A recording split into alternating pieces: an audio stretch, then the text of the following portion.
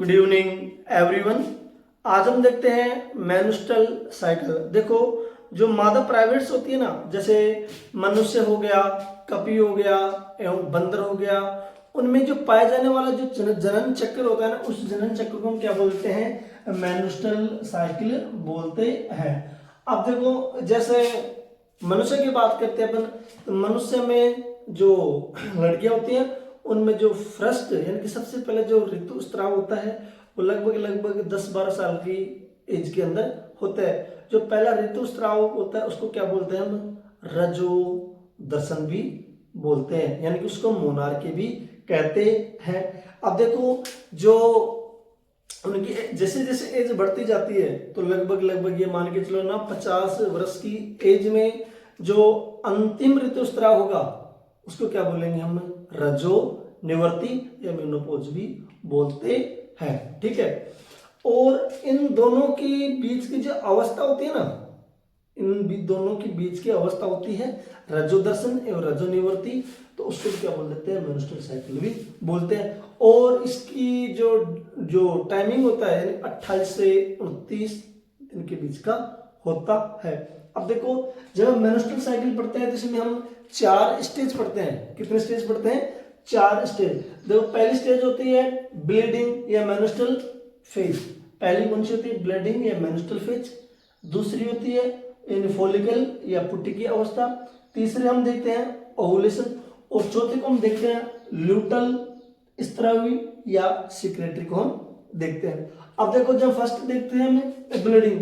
अब देखो, ब्लीडिंग का टाइम होता है 1 से लेकर 4 डेज, यानी कि 1 से लेकर के 4 दिन तक। ये मान के चलो ना हम कि यानी कि लगभग यानी 3 से 5 दिन के बीच का होता है। अब देखो, हमने पिछले लेक्चर में देखा था कि जब फीमेल्स के अंतर्गत जब पीरियड्स आते हैं, टाइम आता है, तो आपने देखा होगा जो गर्भाशय की जो एंडोमेटेरियम होता है, यानी कि गर्भाशय की एंडोमेटेरियम होता है, यानी कि सबसे ज्यादा परिवर्तन उसके अंदर ही आते हैं। किसके अंदर? गर्भाशय की एंडोमेटेरियम में सबसे ज्यादा परिवर्तन आते हैं। अब हम देखते हैं कि क्यों आते हैं उसमें। देखो, उसमें क्या होता है कि प्रोजेस्टेरोन हार्मोन्स होता है, यानी कि प्रोजेस्टेरोन हार्मोन्स क्या करता है? गर्भाशय की जो एंडोमेटेरियम होता है उसको सपोर्ट प्रदान करता है, या जो गर्भाशय का एंडोमेटेरियम जो परत होती है उसको बनाए रखता है। क्यों? क्योंकि वो गर्भ धारण के लिए जिम्मेदार होती है। अब देखो, जो एंडोमेटेरियम होती है उस पर क्या पाई जाती है? रक्त वाहिनियां पाई जाती हैं। क्या पाई जाती है? रक्त वाहिनियां पाई जाती हैं। और गर्भाशय के अंदर ये मान लो ये सेकेंडरी ओसाइट्स है। अगर मान लो इस सेकेंडरी ओसाइट्स के पास यानी कि अंडाणु के पास अगर ये निषेचित नहीं होती है, यानी कि सेकेंडरी ओसाइट्स अगर मान लो ये निषेचित नहीं होती है, तो जो प्रोजेस्टेरोन हार्मोन्स होता है उस प्रोजेस्टेरोन हार्मोन्स का लेवल क्या हो जाता है? घटने लग जाता है, यानी कि जो प्रोजेस्टेरोन हार्मोन्स है उसका लेवल लो होने लग जाता है।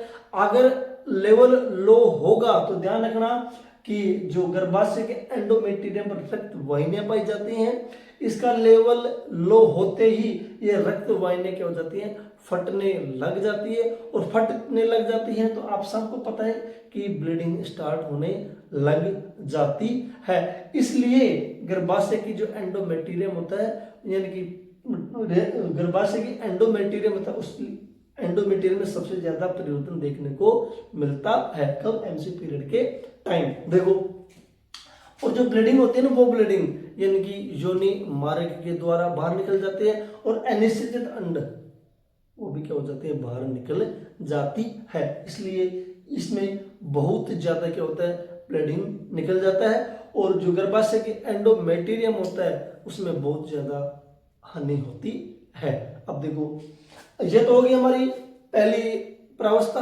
ब्लीडिंग या मेंस्ट्रुअल फेज। अब हम देखते हैं कौन सी? दूसरी सेकंड प्रावस्था, पुट्टी की प्रावस्था। अभी पुट्टी की प्रावस्था कितने दिन की होती है? यानी कि 5 दिन से लेकर के, मैंने एक डायग्राम में बना के रखा है, यानी कि 1 से लेकर कितने, यानी कि 4 दिन की तो यहां से होगी, ठीक है ना, और 4 दिन की यहां पे बनाओ इसको, यानी कि 4 दिन की तो यहां से होगी, ठीक है, ये कर लो इसको पूरी, ठीक है, सही है। 5 दिन की, 3 से 5 दिन की होती है, ठीक है। और अब ये 5वीं से लेकर के, यानी कि 5वीं से लेकर के 13 दिन के बीच की ये होती है, ठीक है। तो ये 8 से 9 दिन की अवस्था होती है, 8 से 9 दिन की बीच की अवस्था होती है। अब आप सबको पता है कि इसमें सब बहुत ज्यादा परिवर्तन आता है। इस जो परिवर्तन यानी कि जो गर्भाशय का एंडोमेटेरियम है उसकी पूर्ति कौन कर, कहाँ पे होगी, पुनर्मर्मत कहाँ पे होगी, पुटकीय अवस्था में गर्भाशय के एंडोमेटेरियम क्या होती है, यहाँ पे मरम्मत होती है। अब मरम्मत किस प्रकार होती है, अब देखते हैं कि हम ये जो हाइपोथैलेमस होता है, ये हाइपोथैलेमस हार्मोन रिलीज करता है, कौन सा, GnRH, गोनेडोट्रोपिन रिलीजिंग हार्मोन। अब ये गोनेडोट्रोपिन रिलीजिंग कहाँ पे रिलीज होते हैं, पीयूष ग्रंथि पर, ठीक है। पीयूष ग्रंथि से क्या निकलते हैं, LH व FSH, क्या निकलते हैं, LH निकलते हैं और FSH निकलते हैं। और ये L और यहाँ पे जो FSH होता है ये अपना कार्य करता है, यानी कि ग्राफियन फॉलिकल्स की, यानी कि ग्राफियन पुट्टिकाओं को या कौन प्रेरित करता है, FSH प्रेरित करता है। यानी कि ग्राफियन पुट्टिका ही होती है, जैसे प्राथमिक पुट्टिका होगी, द्वितीयक पुट्टिका होगी, तृतीयक पुट्टिका होगी, ठीक है। उनको प्रेरित करने का काम किसका होता है, FSH का होता है। यानी कि उसे एक तरह से मान के चलो ना, उसको विकास कौन करता है, यानी कि FSH ही करता है। अब देखो ये ग्राफियन पुट्टिका, ठीक है, हमने देखा था कि जो द्वितीयक पुट्टक कोशिका थी वहां पे एक थीका का निर्माण हो गया था। जब थीका आगे चलकर यानी कि तृतीयक पुट्टिका में किस किस का निर्माण करती है, एक्सटर्ना, थीका एक्सटर्ना और थीका एंटरना, और बीच में क्या बन जाती है, गुहा, उसको क्या बोलते हैं, एंटरनम। अब देखो यहाँ पे हमको क्या प्राप्त होती है, यानी कि थीका एंटरना, थीका एंटरना से हमें क्या प्राप्त होता है, एस्ट्रोजन हार्मोन से रिलीज होता है। कोई यहाँ से पूछ सकता है कि एस्ट्रोजन हार्मोन कहाँ से रिलीज होता है, यानी कि थीका एंटरना से एस्ट्रोजन हार्मोन से क्या होता है, रिलीज होता है।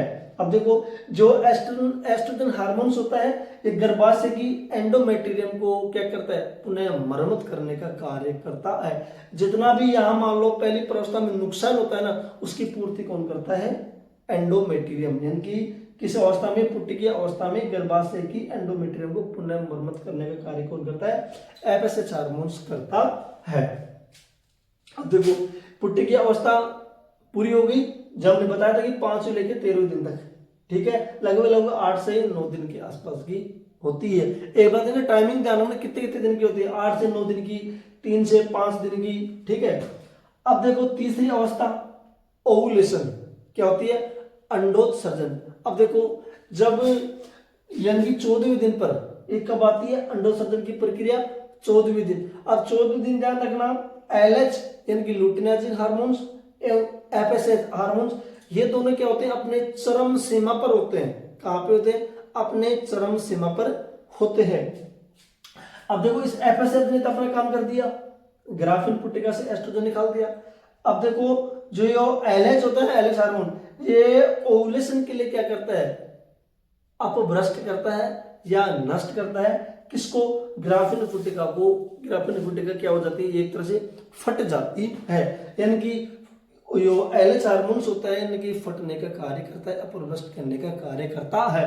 जब अंडोत्सर्जन हो जाता है तो क्या हो जाती है, ग्राफिन पुट्टिका फट जाती है। जब ग्राफिन पुट्टिका फट गई तो देखो ध्यान रखो, जहां पे खाली जगह होती है, खाली जगह कुछ बच जाती है, तो जो कॉर्पस ल्यूटियम्स होती है ना, यहाँ से कॉर्पस ल्यूटियम क्या बना लेती है, पीली कॉर्पस ल्यूटियम बना लेती है। अभी पीली कॉर्पस ल्यूटियम से भर भर के क्या फेंकती है, प्रोजेस्टेरोन हार्मोन से फेंकती है। ध्यान रखना, तभी तो हम बोलते हैं कॉर्पस जो प्रोजेस्टेरोन हार्मोन का स्त्राव कहां से होता है, यानी कि कॉर्पस ल्यूटियम से। ध्यान रखना ये पीली कॉर्पस ल्यूटियम्स होते हैं, कुछ मात्रा में एस्ट्रोजन का स्त्राव भी करती है। कुछ मात्रा में किसका स्त्राव करती है, एस्ट्रोजन का स्त्राव भी क्या करती है, कॉर्पस ल्यूटियम। अब देखो ये प्रक्रिया हो गई अंडोत्सर्जन की प्रक्रिया। अब देखो जहां पे कॉर्पस ल्यूटियम बन जाता है, कॉर्पस ल्यूटियम हम कहां चलते हैं, फोर्थ अवस्था में। फोर्थ अवस्था क्या बोलेंगे हम, ल्यूटल या स्त्रावी, या क्या बोलेंगे उसको, सीक्रेटरी, ठीक है ना। अब इसका टाइमिंग कितना होता है, 15वां दिन से लेकर के 28 डेज के बीच, 15 दिन से 28 डेज हम बता सकते हैं। इसका टाइमिंग कितना होता है, 14 दिन का होता है। अब देखो ये कॉर्पस लुटियम से क्या निकलता है, प्रोजेस्टेरोन हार्मोन्स।